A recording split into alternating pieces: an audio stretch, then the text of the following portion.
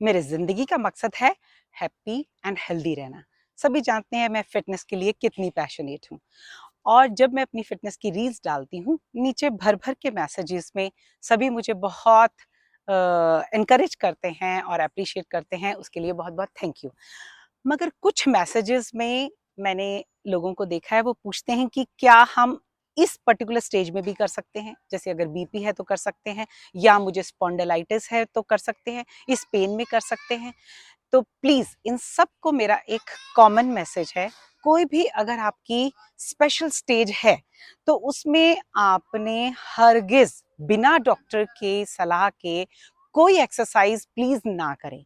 चाहे जनरली वो हमारे लिए बहुत अच्छी भी रही हो, तो भी हमको नहीं पता कि वो आपकी पर्टिकुलर स्टेज अगर शुगर है या बीपी है या थायराइड है, उसमें वो अच्छा करेगी या नहीं करेगी। जो डॉक्टर्स हैं एमबीबीएस, एमएस, एमडी 8-10 साल इतनी मेहनत लगा के वो बने हैं, वो ऐसे ही खाक नहीं छान रहे हैं।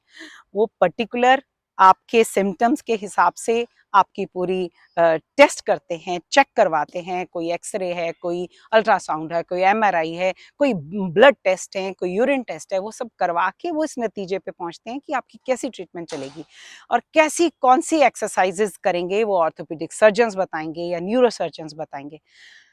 एक एक सिंपल रील रादर मैं ये कहूँगी कि सिर्फ मेरा ही नहीं, इवन बाकी जो जिम के ट्रेनर्स हैं या योगा ट्रेनर्स हैं, वो सब जो आपको इंस्ट्रक्शंस देते हैं, वो बहुत जर्नल देते हैं। आपकी हेल्दी स्टेज में और आपको फिट बनाने के लिए या आपकी एक नॉर्मल बॉडी को फिट बनाने के लिए।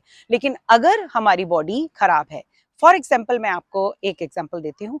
मेरा स्लिप डिस्क हुआ था, लोअर बैक में मेरे शियाटिक पेन भी है। तो जब वो एग्रीवेट हुई थी, जब वो 44 मेरी की एज में मुझे स्टार्ट हुई थी, तब मुझे बेड रेस्ट डाला गया। अगर मैं तब भी यही एक्टिविटीज़ करती रहती, तो आज मैं शायद खड़ी भी ना हो पाती। और बेड रेस्ट के बाद में मेरे को टोटल एक्सरसाइज़ेज़ बंद थी और जब स्टार्ट की गई कुछ महीने बाद, उसमें मेरे को 2 एक्सरसाइज़ेज़ थी, एक अनसपोर्टेड कोबरा पोज़ और एक ब्रिज पोज़, और वो भी उतना जितना मैं हेल्दीली मैं ले पाती हूँ। धीरे-धीरे, धीरे-धीरे मेरी वो फ्लेक्सिबिलिटी बढ़ती गई, मेरी स्ट्रेंथ बढ़ती गई, मेरी स्लिप जो डिस्क था वो अपनी पोज़ीशन पे आ गया और जो शियाटिक पेन आस-पास की मसल स्ट्रेंथन होने से वो ठीक होती चली गई। उसके काफ़ी महीनों बाद मुझे अलाउ हुआ कि मैं अब अपनी प्रॉपर एक्सरसाइजेस कर सकती हूँ। उसके बावजूद भी फ्रंट बेंडिंग मेरी काफ़ी देर तक बंद थी। मेरे चाचा जी मेरे ऑर्थोपेडिक सर्जन हैं, उन्होंने मेरा वो टोटल बंद कर रखा था। अब भी जब अलाउड है मुझे फ्रंट बेंडिंग, तो साथ में मैं डबल टाइम पर बैक बेंडिंग करती हूँ। तो मेरी वो स्ट्रेंथेंड है और मुझे वो पोज़ीशन मेरी ठीक रहती है। सो मेरा सबको ये प्लीज़ ये मैसेज है कि अगर आपकी कोई स्पेशल स्टेज है, कोई स्पेशल इंजरी है, कोई प्रॉब्लम है, वो आप अपने डॉक्टर से पूछें, फिर उनको बताएँ कि ये हम क्या कर सकते हैं और हो सकता है वो आपके लिए बहुत यूज़फुल हो, तो डॉक्टर सर्टेनली आपको येस कहेंगे। और अगर वो आपके लिए हार्मफुल है, फॉर एग्ज़ाम्पल पैर सूजने पर बोला जाता है कि आप टाँगें ऊपर कर लो।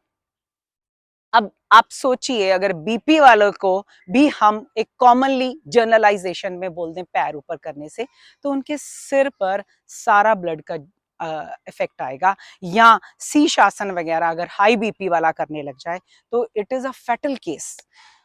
सो सभी के लिए सजेशंस नहीं होती हैं। एक स्पेशल जो केसेस हैं वो डॉक्टर्स की सलाह के साथ जरूर हमें सुनना है और करना है, हेल्दी और हैप्पी रहने के लिए।